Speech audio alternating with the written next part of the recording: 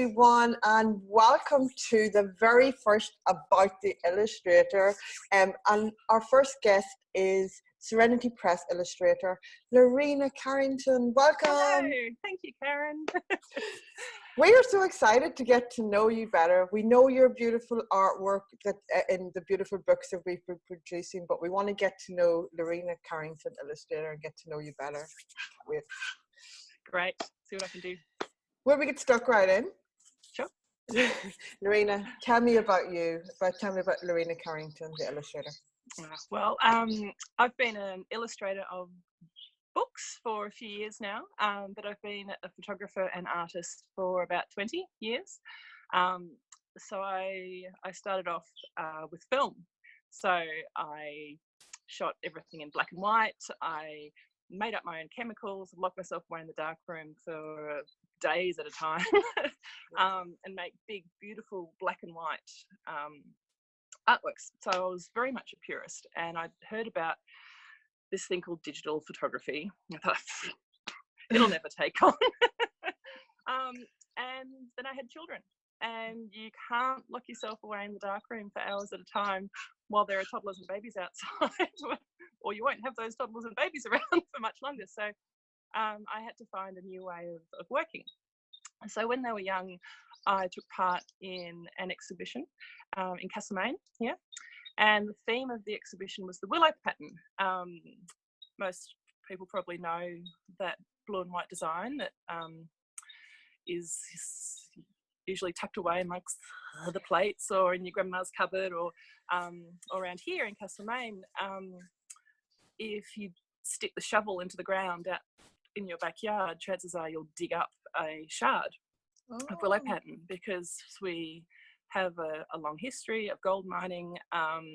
So a lot of the places around here have been lived in by generations of families, houses, and all the plates get drift out to the backyard if they get broken. Yeah. So it's all out there. Yeah, it's all out there to pick up.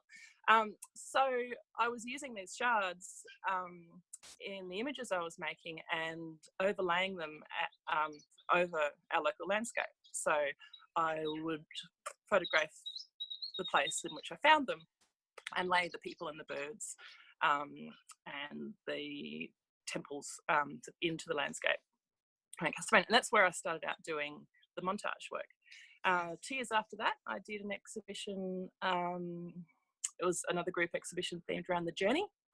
And I started looking, I'd been slowly kind of developing my interest in fairy tales at that stage.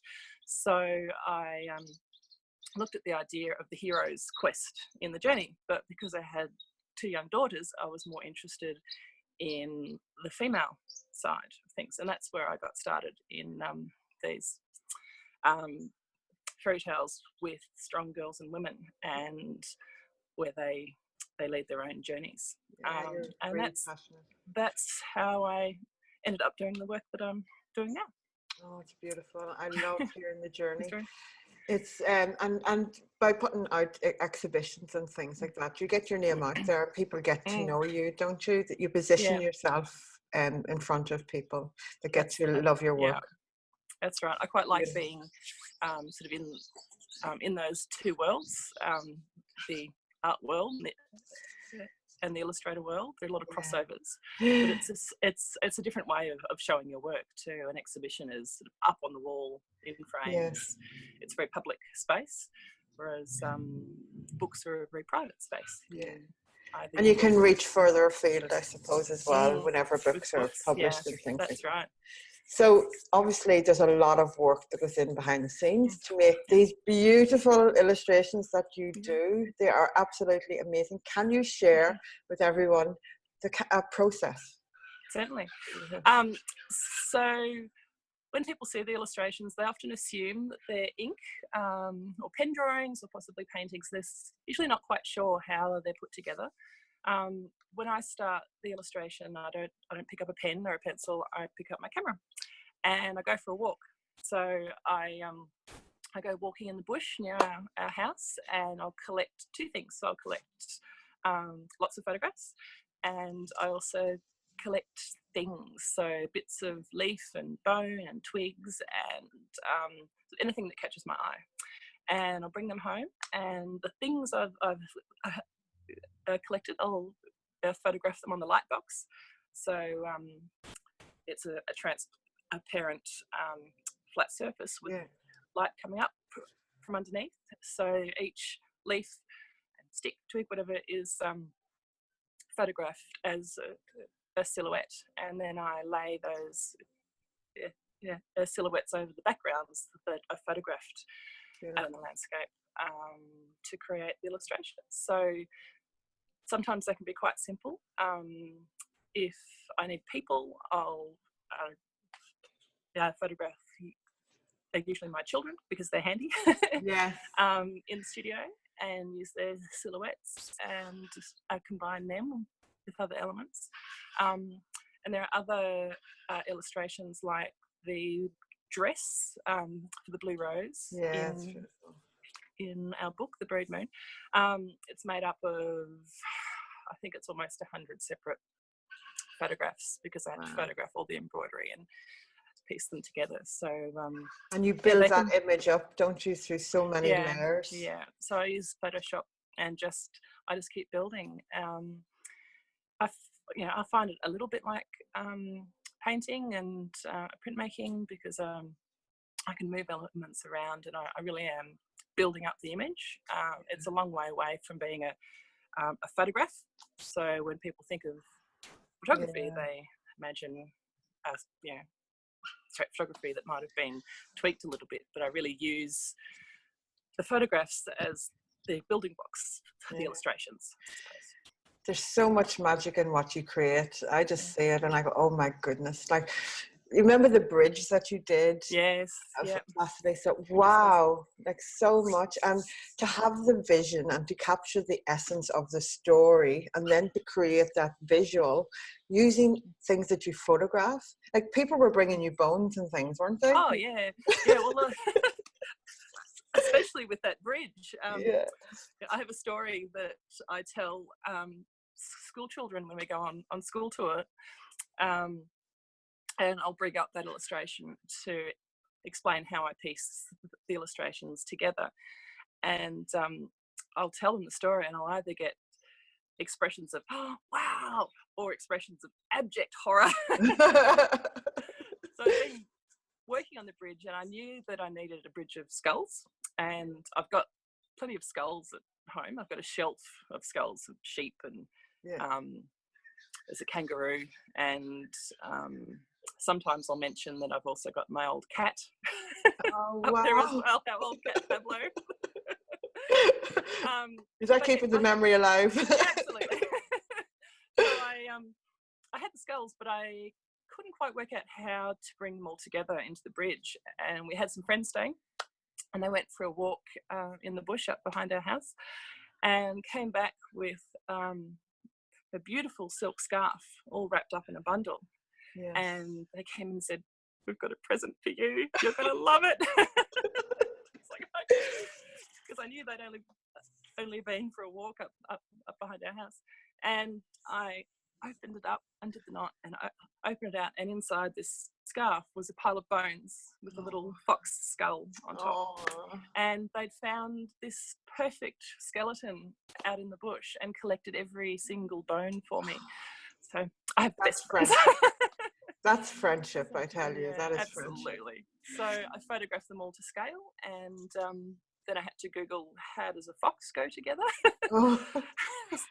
You're learning things you never thought you would ever learn in your lifetime. I'm Googling things I never thought I'd Google. So I pieced it all together, and that's what makes that bridge. That's amazing. Thank you, friends. It makes for a really good visual in the book.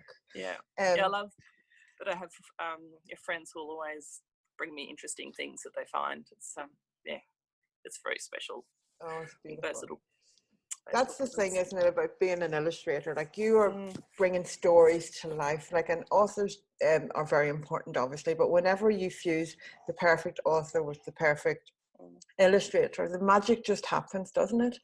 Absolutely. And obviously you and Kate get on so well together. Kate Forsyth and you've become really great friends. You'd only planned one book together, and now it's turning into a series. Yes.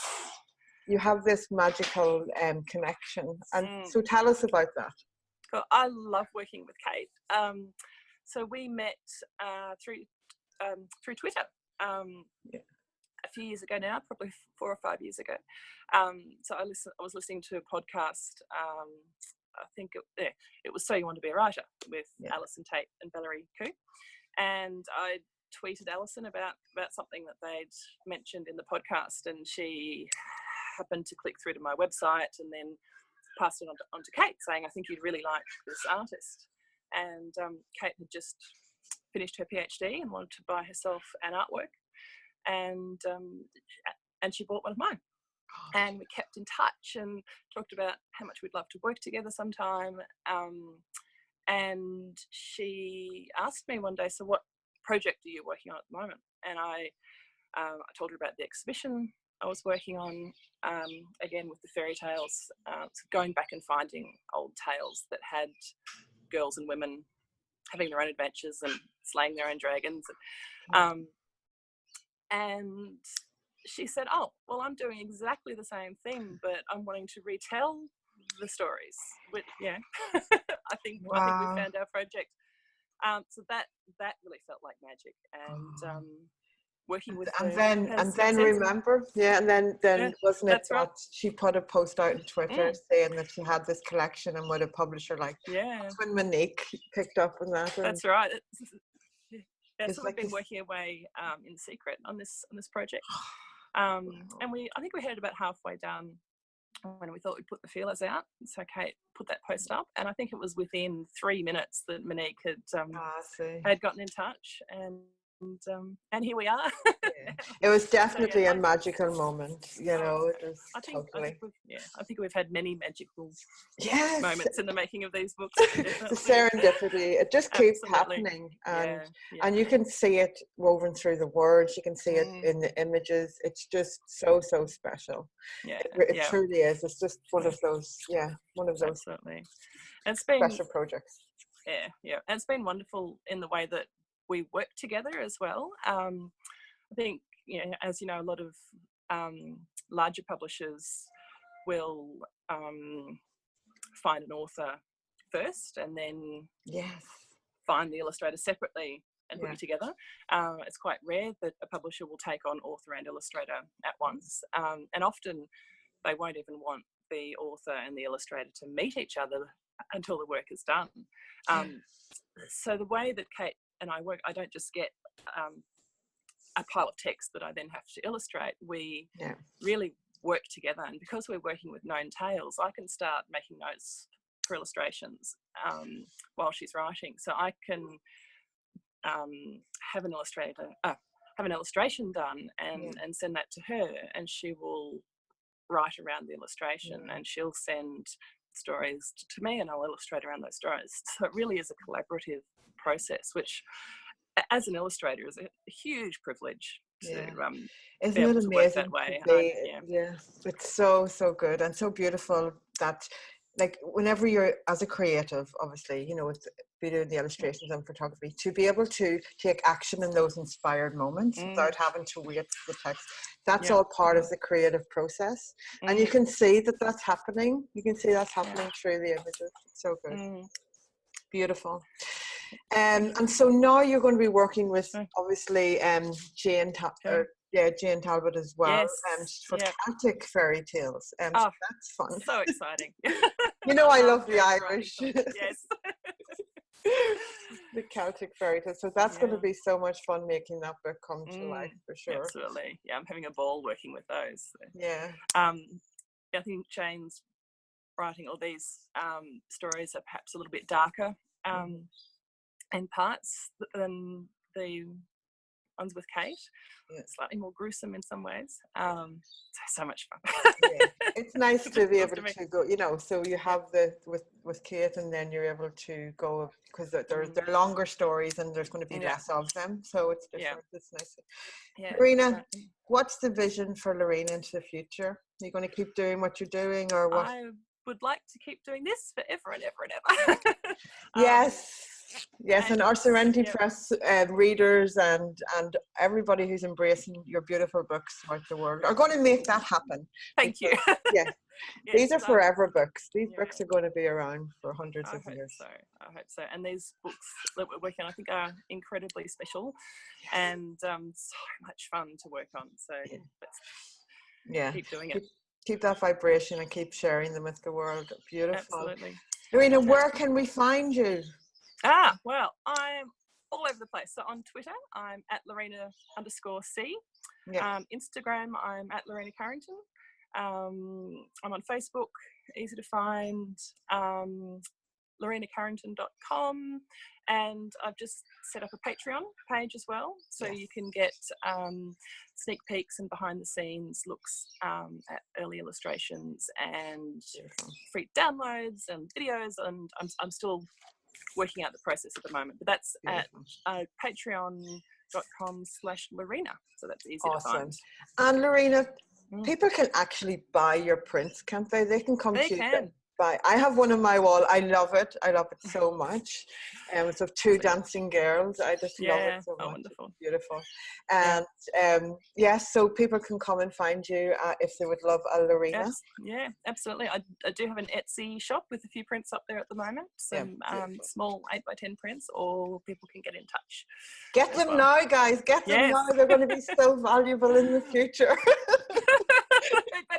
Yeah, get her to sign and date it. Oh, Lorena, it's been such a joy chatting to you and getting the insight. Thank you so much for chatting with me today. Thank you so much, Karen. It's been great. Bye. Bye, everyone. Bye.